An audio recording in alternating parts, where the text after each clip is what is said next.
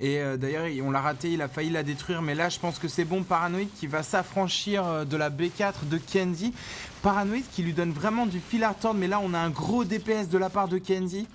Et là d'ailleurs, je sais pas si tu as vu tout à l'heure, mais en fait les corrupteurs, ça lui a permis de tanker les hydralisques, puisque les corrupteurs 2 points d'armure, les hydralisques c'est très peu de dégâts, mais une vitesse d'attaque très rapide. Autrement dit, vous rentabilisez vachement vos points d'armure sur les corrupteurs. Moi j'ai une question un peu pointue.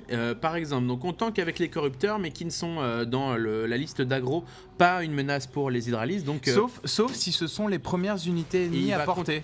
On va continuer à les taper après. Bah, s'il y a qu'un corrupteur à portée, l'hydralisque va attaquer le corrupteur. Et si après il y a un Zergling qui rentre, est-ce que l'hydralisque va changer de cible? Non, il reste sur sa première cible jusqu'à ce qu'il les détruise. Donc ça c'est non mais c'est une bonne question. Là pour le coup corruption c'était un peu inutile, mais c'est pour le fun, c'est pour le lol. C'est quelqu'un qui s'amuse, Paranoïde. Merci à toi. Et les petites tourelles de Kenzie. D'ailleurs, les tourelles, bon là on constate que les tourelles, quand elles sont déterrées, ne perdent pas de vie quand elles ne sont pas sur du creep. Et bon d'ailleurs, voilà, quand vous perdez votre hatchery ou une tumeur muqueuse, déterrez tout de suite vos tourelles, car enterrées elles vont perdre de la vie, mais déterrées elles n'en perdent plus.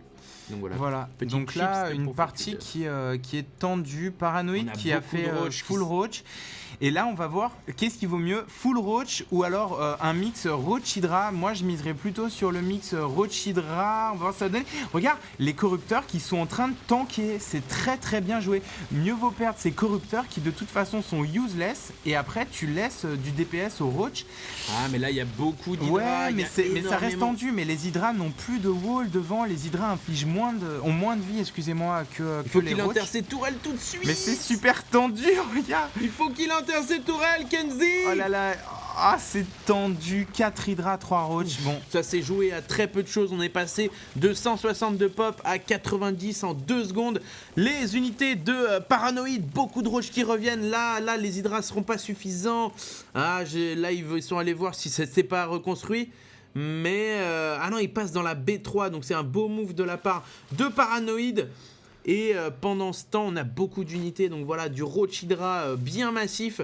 Je pense que là, Kenzie, lui manque surtout le travail de tumeur muqueuse qu'il d'habitude fait très très bien. Ouais. Là, il faudrait qu'il unisse un peu plus ses bases, je pense, ou alors qu'il avance vers son adversaire pour aider ses hydras. Ouais, bah c'est vrai que les tumeurs muqueuses sont d'autant plus importantes que les hydras. Là, vous pouvez le voir, les hydras sont très très lents quand ils sont hors du creep. Les roach encore, t'as des améliorations de vitesse, tout comme les Zerglings, mais les roach les hydras sont très très longs quand elles sont lents. Quand ils sont hors du creep, les roches de Paranoïde qui passent à l'attaque.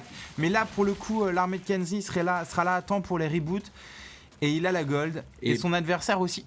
C'est difficile de dire qui a l'avantage là-dessus, quoi. Et là, ils sont pareils au niveau income, sauf que Paranoïde est quand même en train de prendre énormément de base. Donc d'ici 2-3 minutes, quand il aura saturé tout cela, ce sera vraiment vraiment problématique pour Kenzie. Il faut que Kenzie réexpande là parce que il est ouais, mais à côté de ça, Kenzie, je trouve qu'il a une composition d'armée beaucoup plus safe que les roach. Alors je rappelle que là on est en 1.1, donc les roach ont une portée de 3, mais logiquement dans le prochain patch, sauf erreur de ma part, c'est le 1.2, la portée des roach va augmenter, ce qui les rendra d'autant plus viable contre les hydralisques.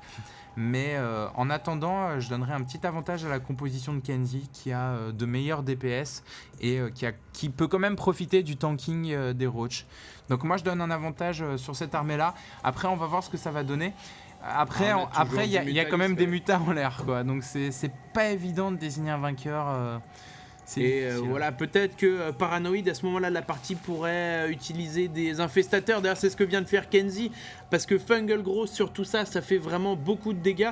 Pourquoi? Pas pour les dégâts internes on va dire, mais parce qu'en fait ça bloque la première ligne, ce qui fait que les unités qui avancent devant les unités qui sont bloquées déjà sont beaucoup moins nombreuses et donc vont se faire one shot à 2 contre 1. Les Mutalisques qui arrivent dans la gold, les Mutalisques qui ont fait un petit peu de dommages mais pas beaucoup. Jolie réaction de Kenzie. Les Mutalisques qui reviennent, ils ne sont pas satisfaits. Ils ont chopé un drone et là Paranoïde qui est en train de jouer avec les nerfs de Kenzie, mais ça là en fait Kenzie qui attend le Fungal Growth.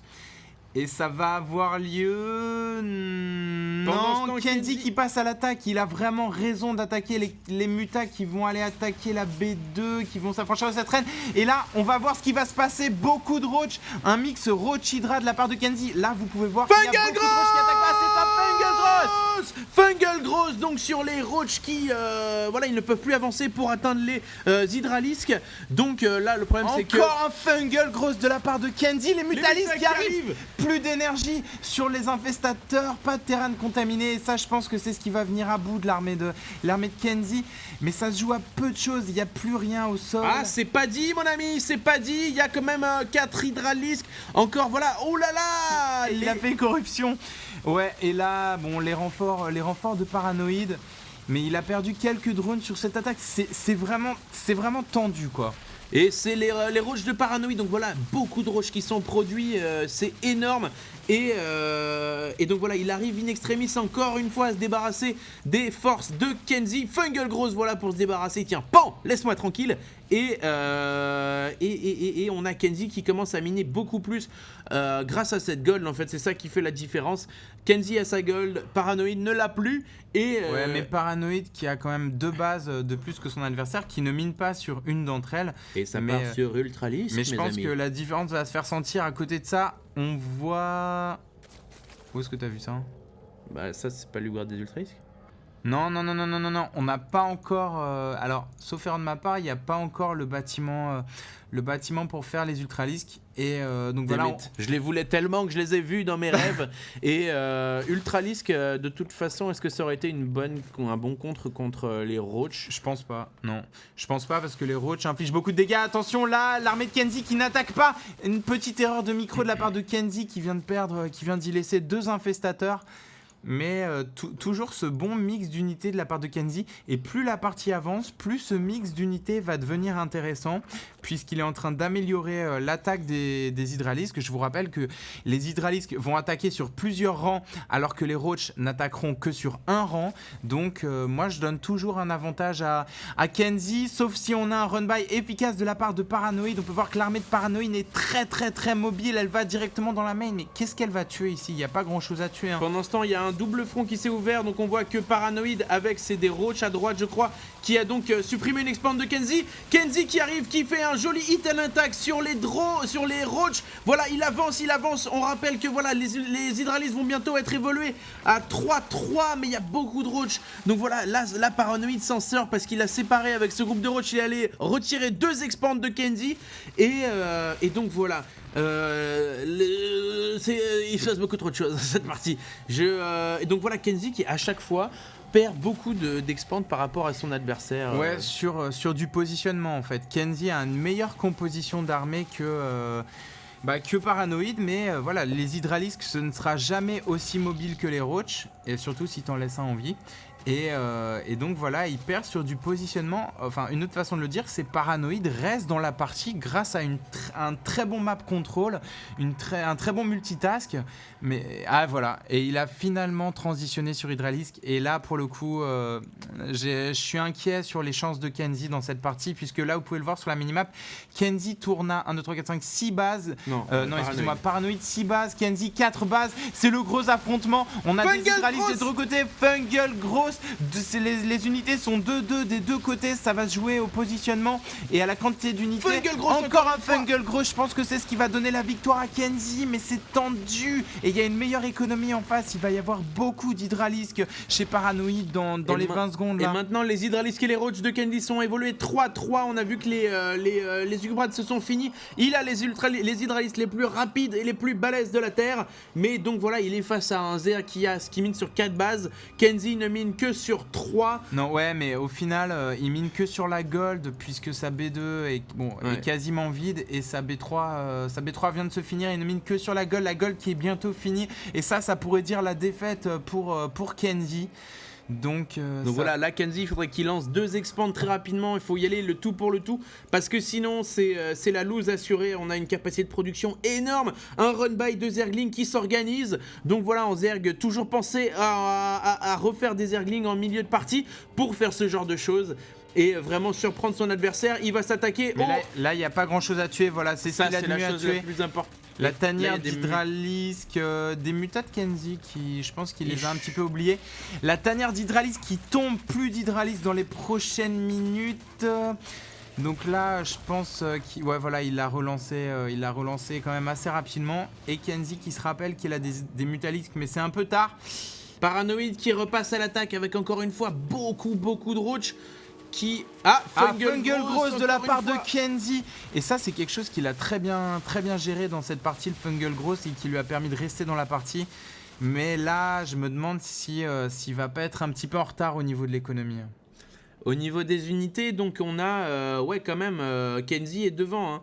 C'est-à-dire qu'on a 18 roach, 15 hydra et on a 24 roach et 24 hydra, 14 roach. Mais au niveau de l'Incom, c'est clairement la faveur de Paranoid Kenzie qui doit faire quelque chose avec les mutas et qui les a un petit peu oubliés là-dessus. Et voilà, donc là, si on laisse 30 secondes à Paranoid, il va se faire une armée et il va rouler sur Kenzie. Il faut vraiment que Kenzie fasse quelque chose. Il est de nouveau à 200 sur 200, alors que Kenzie est à 145. Et c'est un canal de Nidus avec le petit spermatozoïde qui nage dedans. J'adore cette animation. Donc voilà, canal de Nidus qui va donc peut-être permettre à Kenzie d'enfin accéder aux bases de son adversaire. Pendant ce temps, encore une fois, je pense que c'est des roach qui sont... Ah non, c'est des Zerglings qui donc vont voir ces deux expand qui avaient été lancés par Kenzie. Canal de Nidus! Canal de Nidus dans la main de Paranoid qui va donc se faire surprendre à mort. Il faut Kenzie se positionne en haut de la pente, je sais pas, faut qu'il fasse du dégât là, c'est sa chance à Kenzie. Il faut qu'il inverse la tendance. Ouais, une hatchery qui tombe, mais alors là, qu'est-ce qu'il a intérêt à tuer les chambres d'évolution, ça ne sert plus trop. Là, il va vraiment falloir qu'il fasse un travail de positionnement s'il veut pas se retrouver contre tout ça en même temps. Et voilà, les troupes de Kenzie qui passent à l'attaque. On va voir un Fungal Gross très bientôt. Il faut qu'il soit bien géré, le Fungal Gross sur les hydralisques. Là, généralement, quand on fungal, il faut reculer un peu. Ouh là là, mais il s'est fait plier en deux. Paranoid. Mais là, c'est incroyable ce qui est en train de se passer. Kenzie qui est en train de gagner la partie alors que son adversaire a un gros avantage économique. Regardez l'Incom. Paranoid est nettement devant, mais il est en train de se faire raser sa base là. Vraiment, Kenzie a une fenêtre très courte pour infliger des dégâts énormes. Et à combien est-ce qu'on est? Ouais, voilà, on est à 2-2 chez les hydras. Et c'est le GG! GG de Paranoid qui abandonne la partie, mais ça a été tellement tendu, quoi. Ça, c'était encore une fois. C'est encore une fois le canal de Nidus, Tude. C'est le canal de Nidus qui a fait remporter cette partie à Kenzie. Et donc voilà, un beau retournement de situation, du beau Zerg comme on les aime. Merci de nous avoir regardés et à très bientôt. À bientôt.